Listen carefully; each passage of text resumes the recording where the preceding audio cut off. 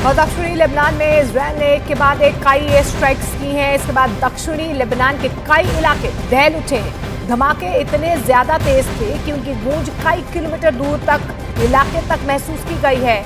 और इस बीच जानकारी भी मिल पा रही है, कई इमारतें हिल गई। अफरा तफरी का माहौल यहाँ तीर में बना। अगर यहाँ पर मैं आपको दिखाना चाहूँ तो कुछ लोग बाहर की तरफ भी आ गए थे। यहाँ आप देखेंगे लोग बाहर खड़े हैं, जो कि अचानक से धमाकों की आवाज़ सुनकर उनको बाहर आना पड़ा।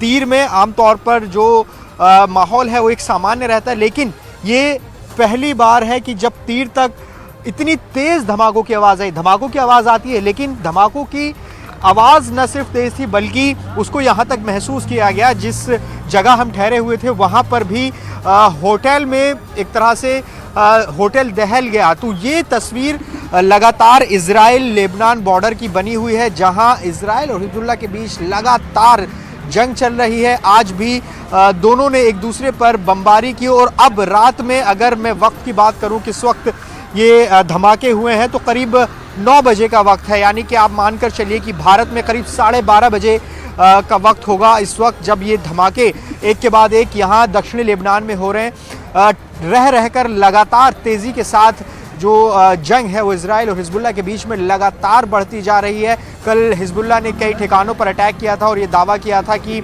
एक सैन्य टुकड़ी पर अटैक किया और उसमें कई के जख्मी और हताहत होने का दावा जो है वो हिजबुल्लाह ने किया। और अब इस इलाके में फिर से धमाकों की आवाज़ एक के बाद एक आ रही है। तो ये माहौल बना हुआ है। और आप देखिए कि दक्षिणी लेबनान, जो कि करीब 120 किलोमीटर की लंबी सरहद है, वो पूरी सरहद इस वक्त जंग का मैदान बना हुआ है, जहां 7 अक्टूबर के बाद से ही हिजबुल्लाह और इजराइल एक दूसरे पर लगातार हमले कर रहे हैं। इजराइल की मदद के लिए अमेरिका ने कुछ दिन पहले ही अपनी एक परमाणु पनडुब्बी को भी भूमध्य सागर में तैनात किया था, लेकिन हिजबुल्लाह के हाथ एंटी शिप मिसाइलें लगते ही अमेरिका की उस पनडुब्बी पर भी खतरा बढ़ गया। क्योंकि अगर हिजबुल्लाह ने एंटी शिप मिसाइलों का इस्तेमाल अमेरिका की परमाणु पनडुब्बी पर कर दिया तो उसमें रखे विनाशकारी हथियारों में जोरदार विस्फोट हो सकता है। और अगर ऐसा हो गया तो अमेरिका को बहुत बड़ा नुकसान होगा। एंटी शिप मिसाइलों को बड़े जहाजों पर हमले के लिए ही तैयार किया जाता है। ज्यादातर एंटी शिप मिसाइलें जमीन, आसमान और समंदर तीनों जगह से दागी जा सकती हैं। खबर के मुताबिक हिजबुल्लाह को रूस से जो मिसाइलें मिली हैं उनकी रेंज 300 किलोमीटर तक है।